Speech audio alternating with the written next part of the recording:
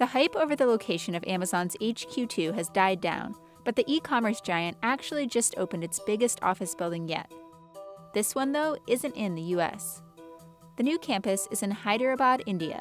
It covers 9.5 acres with 1.8 million square feet of office space, making it the largest Amazon building by total area.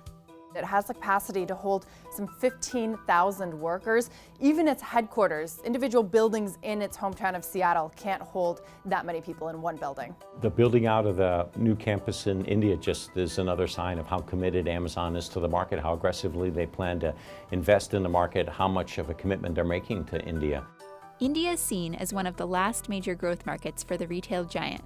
Amazon began its retail operations in India back in 2013. Since then, the company has invested more than $5 billion into the country. Now, the reason that Amazon is so interested in this market is because it represents enormous untapped potential. Right now, e-commerce represents just 3% of total consumption in India. While India's population has swelled to 1.3 billion, less than half are online.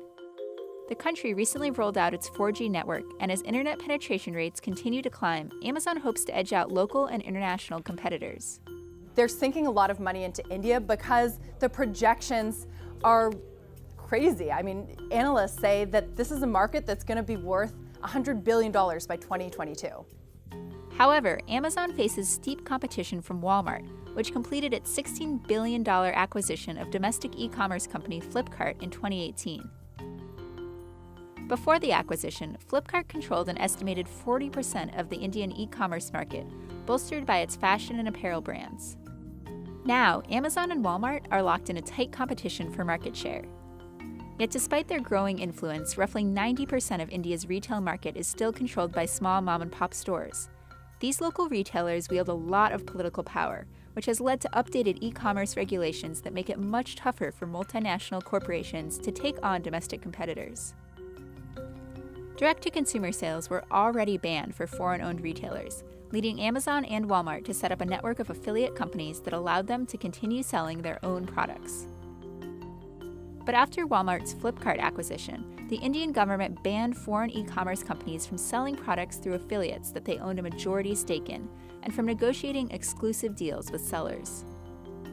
Amazon has a lot of its own private label products, like the Echo, like batteries, like a lot of things in groceries as well, that's trying to sell in the Indian market. So when the government put in regulations that said it wasn't able to even sell its own products through merchants that it had a stake in, that led Amazon to take down thousands of products on its website.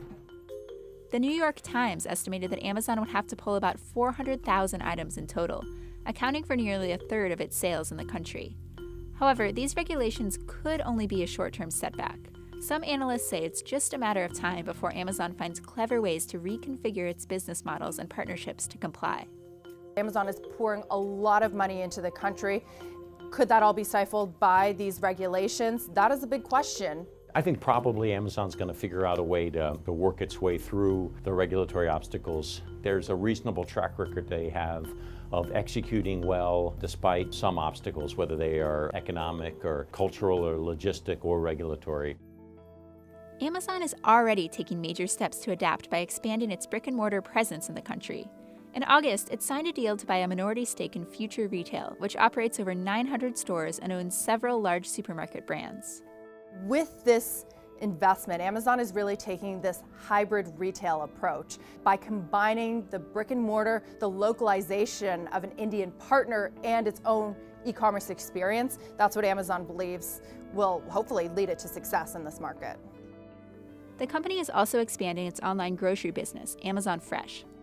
Now, grocery deliveries will be available in some parts of Bengaluru and eventually in other cities too. Food and grocery is by far the largest retail segment in India.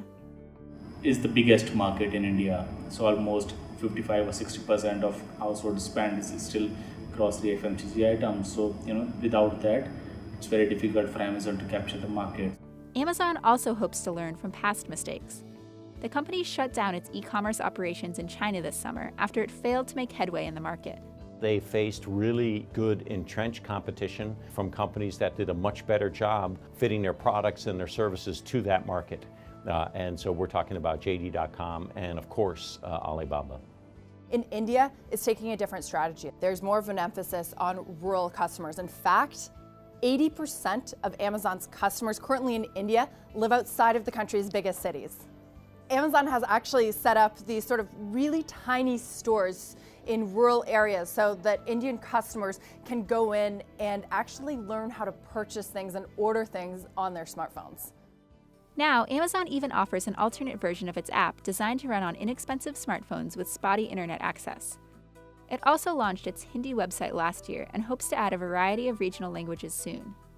But whether it's designing new apps, setting up small brick-and-mortar retail stores, or building huge new campuses, these long-term investments don't come cheap, and it may be a while before these efforts are reflected in profits. Look, it's going to be a very expensive market, and I think they're willing to sustain losses in that market for a long period of time. I would guess 10 years, so I think we still have several years ahead of losses. Amazon's international e-commerce unit consistently operates at a loss. But as growth slows in North America, the company hopes that eventually India can be another cash cow. When you think about Amazon opening up a campus for 15,000 employees anywhere else, it wouldn't be able to fill it. I mean, Amazon's international business can be doing well in Europe, in Australia, but it needs a big market like India for its future growth.